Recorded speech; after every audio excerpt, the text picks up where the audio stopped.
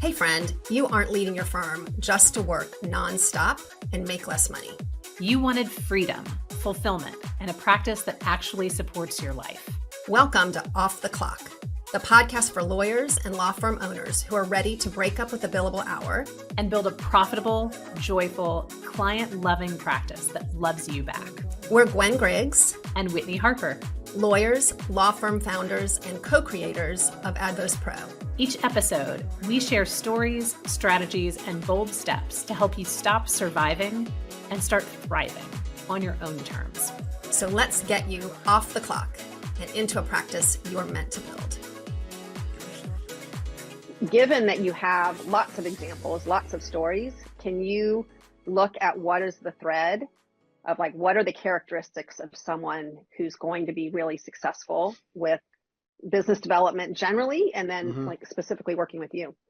Yeah, I mean, the misnomer is too that, introverts are not going to be as good at business developers as extroverts, right? And so some of the best stories I have are introverts who hate sales, never wanted to do it, never wanted to have anything in their world remotely like client development, and they're sort of being forced to do it. So they come to me with their hat in their hand saying, look, I don't have control over my career. I'm being told I've got 10 bosses. I've got client bosses. I've got partner bosses, and everyone's telling me what to do. I don't have weekends. I don't have everything's out of control. I need to take control. So I think number one is, can I identify their compelling reasons to take action and what's their commitment level? If I can get to that prior to them signing up with me, it's sort of important for that to happen. All right. Nobody should work with me without a really good reason, because I'm not asking for nothing. I'm asking for a lot out of them: time, money, energy.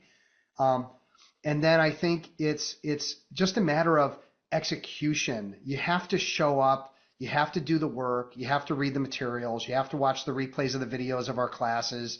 And you have to, most importantly, be out there and be active. So every client I work with, like, for example, we set up what not only the goals should be, but also what are the activity goals. So is it 5 emails going out a week to set up 3 meetings a week? Okay. And then we track it and we look at conversions. We look at how that's affecting their time and how they're getting results from that. And then every week and every month, we're looking at these tracking forms to identify what improvements need to be made. Is there a step being skipped? Is there a process not being utilized?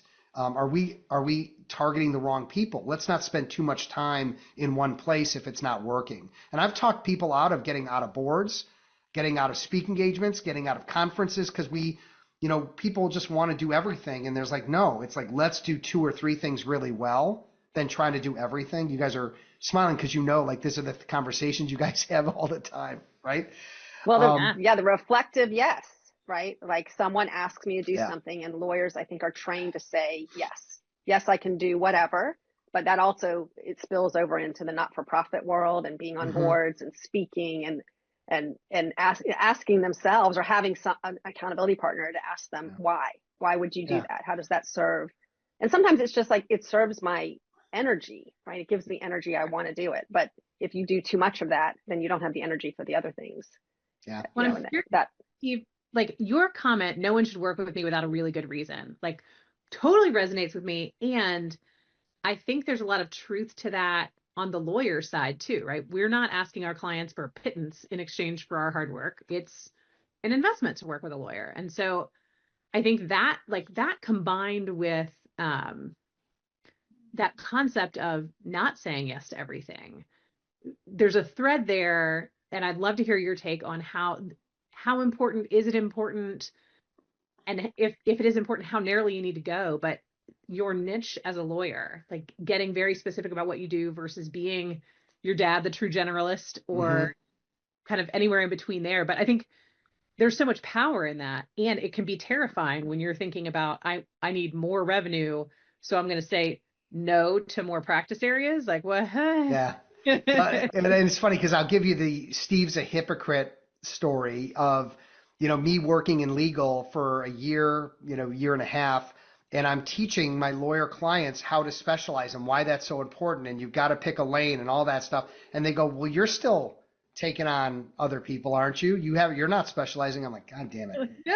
You got me. You got me. Fair. I have. I'm not. Follow I'm my not, words, not my Yes, actions. do as I right? say, not as I do. So Right. ultimately, I was like, you know what? All right, fine. I just knew. I think what was holding me back, it was such a Herculean and monumental change because I had to change all my materials. I had to change the name of my company. It was kind of like a big ask, but I knew I had to do it. So that gave me the gumption. But ultimately, here's what I'm thinking for lawyers that are doing 2, 3, 4, 5 different practice areas and they're not getting the momentum that they should or want. Number one is, you have to obviously find a practice area that exists and there's room, right? If you're getting into something where there's no room and there's no market for it, then that's problematic. Okay. Number two is it an area of practice that you enjoy? You don't want to get into something because it's profitable only to find there's places where, but you hate it. You're miserable every day doing that work. That's no good. The one area my father did get out of, by the way, was family law. That when his clients person. Yeah. when his clients didn't take his advice and then their world blew up and he was like, I can handle a lot of things, but I can't stomach that. And that was the one area that he got out of. But and then the third part of it is, so we have, is there a market for it? Do you enjoy it? And then again, is it profitable? Because if you're loving, contract reviews, but you're getting $1,000 a review, you need 100 clients to get up to 100,000. Well, that's a problem, right? So what's the profit on a particular area of practice that you're getting into to make sure you can feed your family and have a great living in addition to helping people? So I think there's more to it than that, but I think if you can find one thing and be known for it, that's going to be more useful than, again, being known for nothing because you're doing too many things and no one can really figure you out. And I think too, Steve, with given that you've narrowed it to just lawyers, right? You now have so many examples that you can pull from and your ability to coach someone or take them through your process. You're refining your process, but you're doing it with real live lawyers, right? Who have achieved what other lawyers want to achieve. So yeah. I do think some of the more general practices or general business development, they don't understand, right? We've got rules of ethics, right, that govern how we market and how we pitch and what we say. So you having that layer of experience is just going to be so much more rich. And same for your client. Like the lawyer, if they know that area really well, they're going to be able to answer the question better. But something that's missed sometimes is that I'm a specialist in 2 ways, right? I'm a specialist in business development, and I'm a specialist in working with individual lawyers. And I don't work with law firms anymore. So there's another niching down of going from, hey, I'll work with every firm and blah, blah, blah. And so I'm individual lawyers and I'm international. So I've got clients in Israel and Saudi Arabia and Brazil and all over the country. But I'm not any law firms that come to me, I either talk them out of doing a program or give them the right person to do a program with. So I think sometimes lawyers think they have to specialize just in a particular area of law. And sometimes you also want to think about, is there an industry that you really enjoy? So if you're into working with specific types of manufacturers or specific types of, I want to work in liquor and I want to work with, liquor distributors, and you become known as the liquor distributor attorney, maybe you're doing 10 different things, or your firm does. But so what? You're still specializing in a particular niche of an industry, and that allows you to be known for something without having to niche your practice area down. So there's a number of different ways to work it and still be really well known and successful in niching down. I love that. Steve, I wanted to give you a chance just to kind of explain, because I think we've mentioned a couple of times your concept of sales-free selling. And I don't know that everybody who is listening to this would really understand what that means, but it sounds damn attractive to me. So you want to? It's pretty slick. And I, my goal is to help everybody sort of figure out that, the way that sellers sell and the way that buyers buy is not beneficial or fruitful to each party. The buyer is out for the buyer, the seller is out for the seller. There's not necessarily a good fit or cohesion in that model.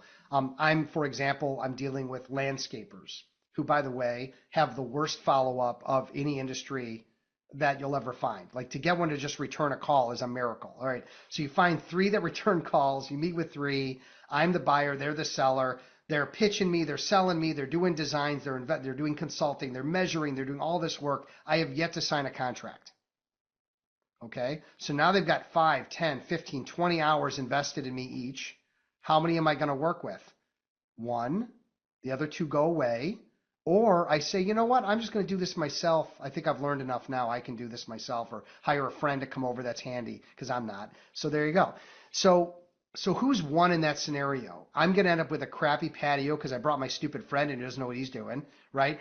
If they all invested 10 to 20 hours in something they thought they were going to get and they don't, right? And I invested all this time, evaluating all this stuff only to find that I didn't get done.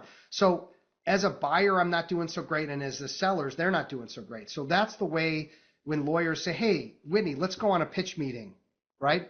And let's go pitch this client. Right away, in my mind, I'm thinking, this is about how we sell our firm. This is how we sell ourselves. This is how we listen to a problem, tell them how smart we are, solve their problem, tell them our rates, and then cross our fingers that all the things are going to work out, right?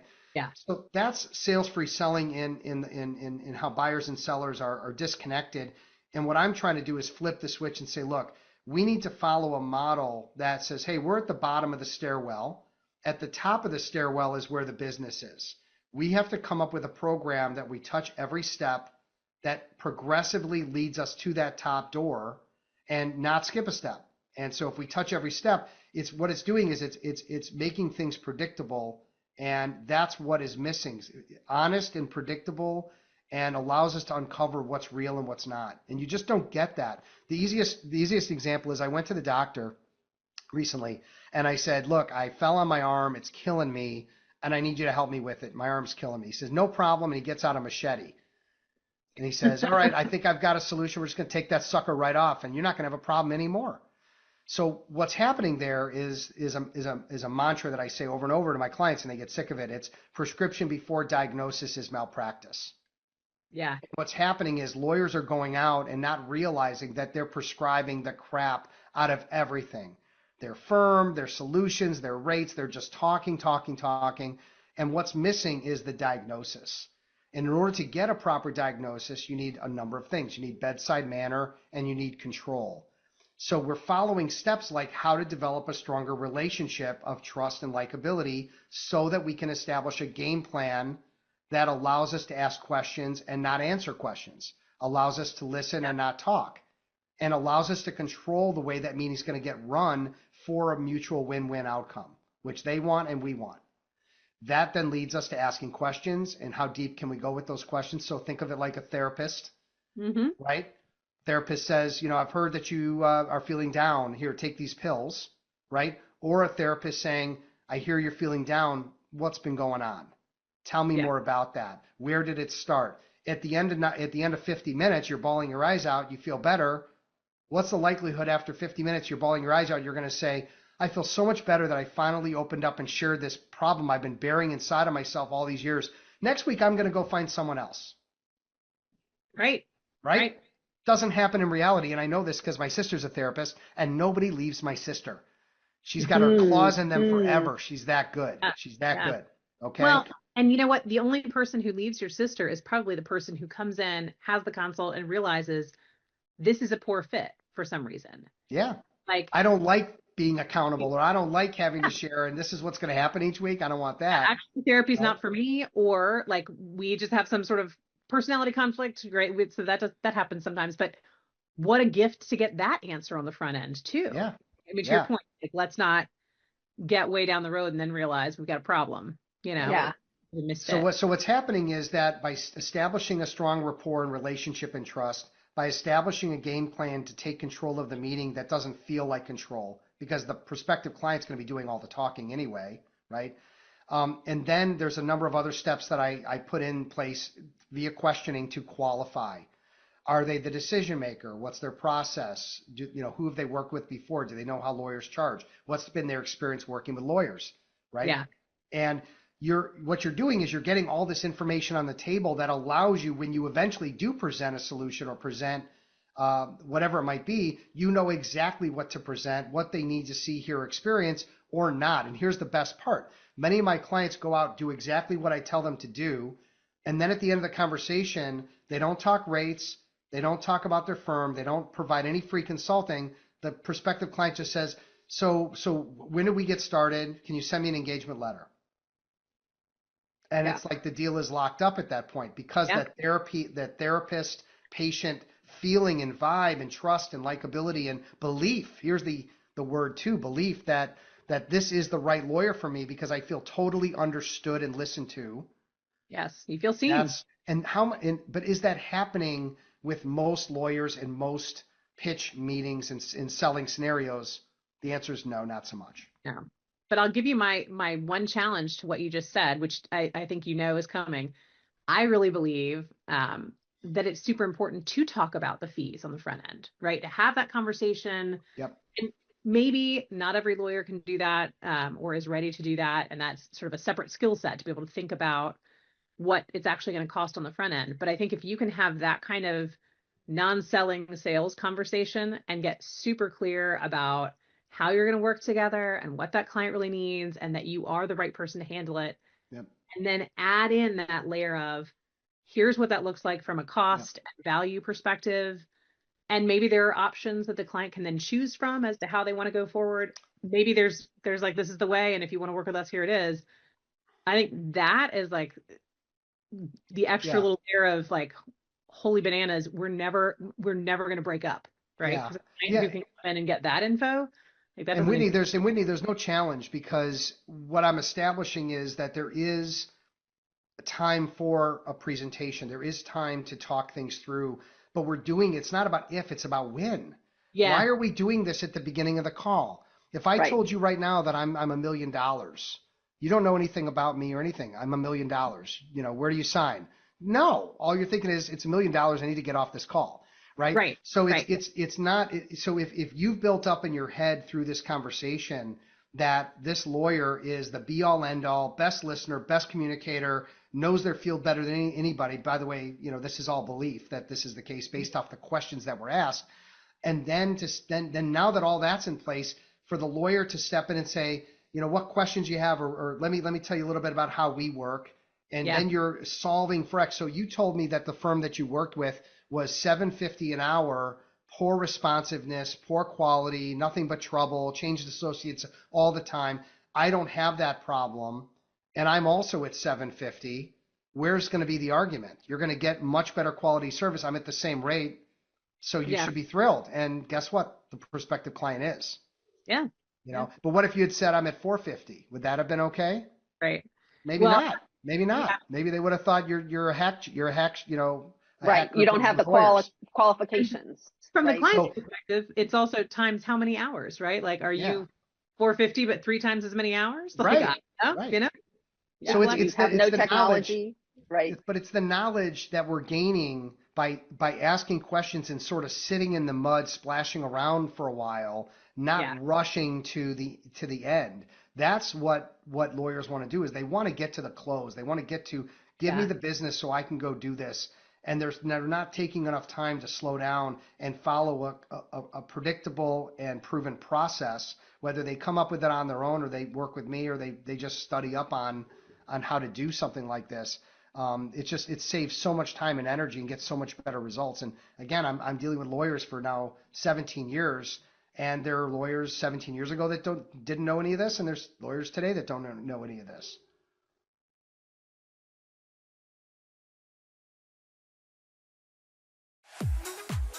Thanks for joining us on Off the Clock.